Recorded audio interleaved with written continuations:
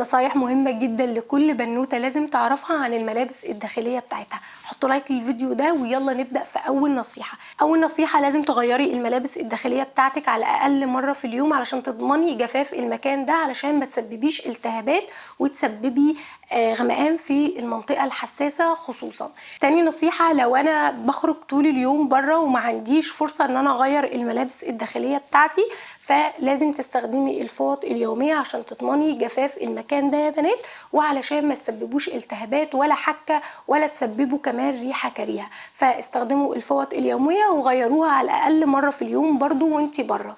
تالت حاجة بقى مهمة جدا جدا يا بنات، تستخدموش الملابس الداخلية اللي مر عليها 6 شهور وانتي بتستخدميها، لان هي خلاص كده يعني القطن بتاعها خلاص ما بقاش موجود من كتر ما انت بتغسليها، بقت مش صالحه ان انت تلبسيها. كل 6 شهور لازم تشتري ملابس داخليه جديده. خلي عندك 4 اطقم ملابس داخليه، وبعد 6 شهور دول خلاص مش هيكونوا صالحين ان انت تستخدميهم وهتشتري غيرهم. رابع نصيحه مهمه جدا، لما تشتري ملابسك الداخليه الجديده ما تلبسيهاش على طول، لازم تغسليها الاول بميه وصابون، لان حتى لو هي مغلفه ومحطوطه في اكياس وكده، بالمصانع نفسها بتبقى مستخدمة مواد معينة على الملابس الجديدة بتاعتنا علشان تحفظها وعلشان تمنع ان هي يحصل لها اي حاجة. فلما انت بتجيبيها وتلبسيها على طول ممكن تعمل حساسية في جلدك، ممكن تسبب لك غمقان، ممكن تعمل لك التهابات. فمهم جدا لما تشتروا ملابسكم الداخلية الجديدة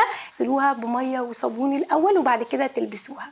خامس نصيحة مهمة جدا، لما تيجي تشتري الملابس الداخلية بتاعتك لازم تشتريها قطن 100%، علشان دي انسب حاجة بتلامس الجلد مباشرة، عشان ما تسبب لكيش لا حكة ولا تسبب لك حساسية ولا تسبب لك غمقان ولا كمان تسبب لك ريحة تكون كريهة، لان القطن من انسب الحاجات اللي تلامس الجلد مباشرة يا بنات. وده هتحسوا بفرق كبير جدا لو انت كنت بتستخدمي ملابس داخلية مش قطن، ولما تغيري النقطة دي لقطن صدقيني هتفرق معاكي جدا جدا جدا. النصيحة اللي بعد كده، لما تيجي تختاري الملابس الداخلية بتاعتك لازم تختاريها مقاس مناسب ليكي. لا ينفع تجيبيها مقاس كبير ولا ينفع تجيبيها مقاس صغير.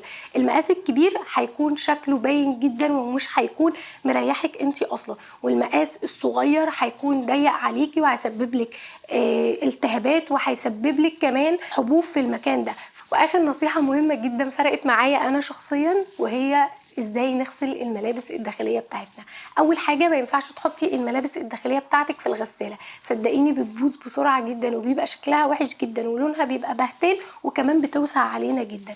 لكن دوره او طريقه غسيل الملابس الداخليه، كل اللي هتعمليه ان انت لما هتقلعي ملابسك الداخليه هاتي اي طبق بلاستيك وحطي فيه الملابس الداخليه بتاعتك، حطي فيها شويه ميه وحطي فيها شويه مسحوق عليها وسيبيها منقوعه حوالي نص ساعه، وبعد كده ارجعي اشطفيها، بس بلاش تقعدي تدعكي فيها كده لان ده بيبوظها وبيخليها شكلها يعني بتوسع بمعنى اصح علينا ومنبقاش عارفين ان احنا نلبسها وشكلها بيتغير اصلا.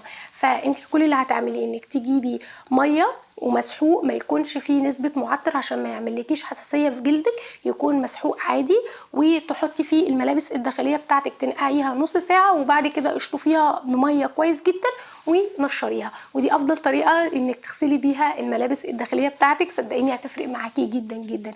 اولا ملابسك الداخلية هتكون عمرها طويل معاكي مش هتبوظ بسرعة، وتاني حاجة هيكون شكلها حلو وشكلها جديد، وتالت حاجة مش هتسبب لك حساسية ولا الطريقة اللي انت بتغسلي بيها دي علشان ما حطيناش معطر عشان ما يسببش التهابات كمان. وبس كده يا بنات، دي كل حاجة كنت حابة ان انا اكلمكم عنها عن الملابس الداخلية بتاعتكم. قولوا لي ايه اكتر نصيحة فرقت معاكم جدا، وطبقوا النصايح دي صدقوني هتفرق معاكم جدا بالنسبة للالتهابات والحكة والحساسية، وكمان بالنسبة للحر بتسبب لنا كمان حبوب، فالموضوع هيفرق معاكي جدا جدا. ودول اهم 7 نصايح كنت حابة اكلمكم عنها عن الملابس الداخلية. وبس كده يا بنات، يا رب يكون عجبكم الفيديو واستفدتوا منه، وما تنسوش تبعتوا الفيديو ده لكل البنات عشان يستفيدوا منه. اشوفكم على خير يا رب في فيديو جديد. يلا باي باي.